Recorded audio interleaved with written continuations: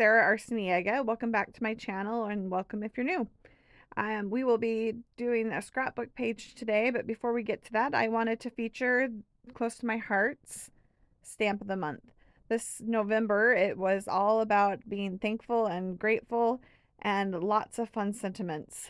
And there are a few different ways you can get your hands on the stamp. One is by just purchasing it. Two is by placing a $50 order, then you can get it for $5. Or if you're a VIP customer, you can place a $50 order and get it for free. However, you only have a few more hours, so hurry quick if you want to get your hands on this. So today's video, though, I wanted to focus on how they made that cute border with the stamp of the month. It kind of reminds me of that Subway art that was really popular a few years ago, but it's so cute, and so I wanted to recreate it. And so I just copied exactly what they did, and it was so fun. There's so many different colors, and the stamps fit really well together, and it was a great experience to make that. And I will probably use that in a layout or cut it down and turn it into a card later. But it got me thinking, I wonder if I can do the same thing with my sentiments from various stamp sets. And so I tried to do that.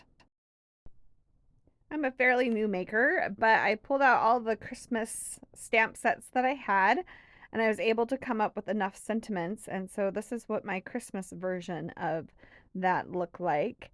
And I did put some Christmas plaid paper behind that. And then I was like, let's keep going. And so I pulled out my Halloween stamps. I only have 3 of those, but it turned out pretty cute as well. I think it's going to look great on the I Want Candy paper. Lesson learned. Ballerina is way too light to use for the text, and so Royal would be a better option if you have that. I just didn't have that ink color quite yet. So we're going to clear the Halloween pages and bring back in the Christmas pages. Here I have some pictures from a Christmas many years ago when my 2 oldest were younger. And so I am making a Christmas memories book. I'm in the process of doing this. And I am going to feature each year in a double spread. And so here's just a few samples. I used the Home for Christmas collection that was available back in September and October. And it's been really fun to work with these pages. But I only have a few scraps and a few embellishments left. And so using my sentiments in the colors of this collection mixed in with just a teeny bit of the Christmas plaid paper will really help create the continuity that I want through this album.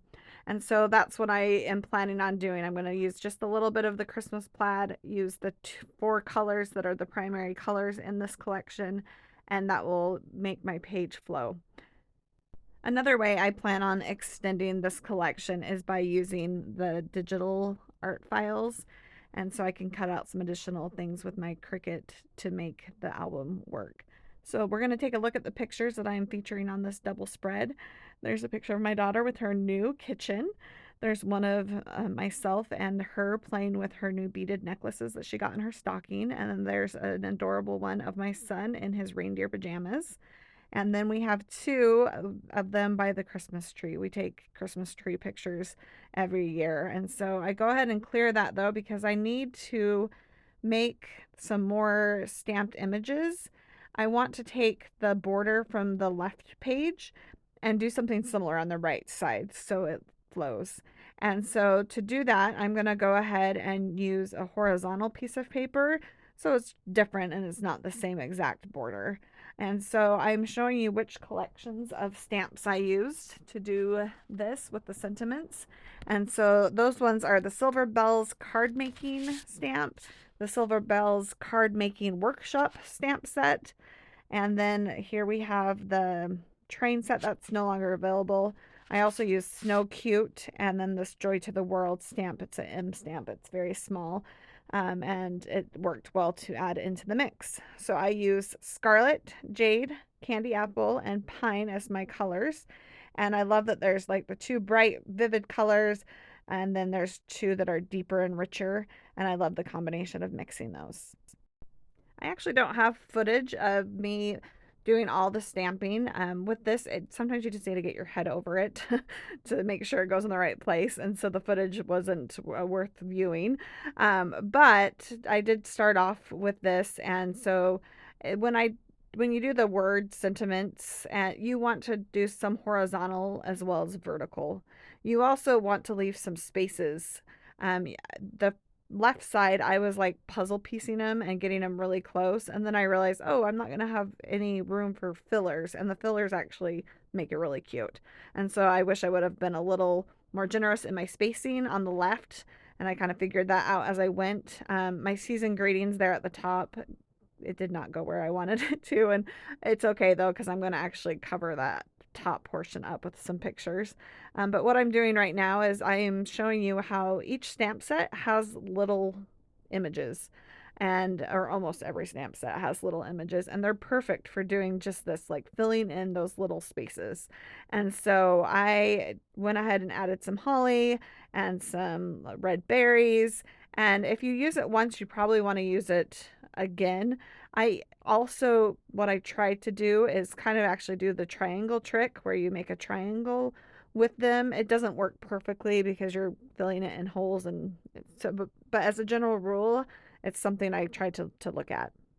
So we have that all cleared away now, and you can see that I've matted my Christmas tree pictures in some white. I love that look. It's just like that timeless photograph look with the white behind them.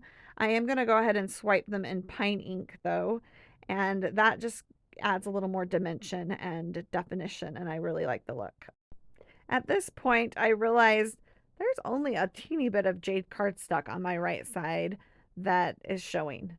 And so I decided to go ahead and bring a white daisy piece of cardstock in and cut green strips. That way I'm not wasting a whole piece of jade cardstock. White cardstock is a lot cheaper than colored, and so I went ahead and changed that and just taped it all on the white cardstock. So I have the right side all taped down, and now I'm going to embellish the left side.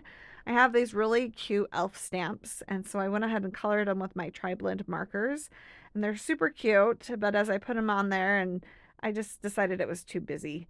There's a lot going on there with those words, and it was just like another thing. And I do like my pictures to be the focus, and so I decided to take those off. I did just type up a little Christmas morning title and on my computer and print that out, and decided it needed some red backing, and then put some snowflakes behind it. And I like that better than with the elves. It's just a little simpler, and I tend to actually be a pretty simple scrapbooker. I like clean lines, and I typically don't do a ton of embellishing. I do like the cute stuff, and I do like to embellish, but I tend to, like I said, be a pretty simple scrapbooker. So I did tell you that I take pictures by our Christmas tree every year, and I'm curious, do you guys have a special place that you take pictures every year? Growing up, it was actually down our stairs. We took one of us, down the stairs, and for some reason, our household decided to do it in front of the Christmas tree every year in their pajamas, and it's been a fun tradition, and I love those. Those are usually some of my favorite Christmas pictures every year. So I'd love to hear where you take pictures every year. Comment down below if you'd like to share, and I'd love to read all those responses. So I am adhering all of the snowflakes. Went ahead and stamped those in the 4 colors. And you can tell that as I'm playing with this, I do like to put some under as well as some on top. And then actually in a minute, I'm going to decide that it needs a little extra. And so I pull out the teeniest snowflake on the Snow Cute set, and I'm going to add some of that. It's always a little nerve-wracking when you stamp on your layout, and it scares me every time I do it. But one of the biggest tips I have is to make sure that the stamping block doesn't have ink along the edges. Sometimes when you stamp, we'll get some ink on the edge, and then when you go to stamp, it gets on your page. So I went ahead and stamped a few more snowflakes after that last video frame, but Here it is. Don't forget that the stamp of the month is only available for a few more hours. And here is a sneak peek at December's. And it is a really cute snow globe set. And thanks for joining me, and we'll see you next time.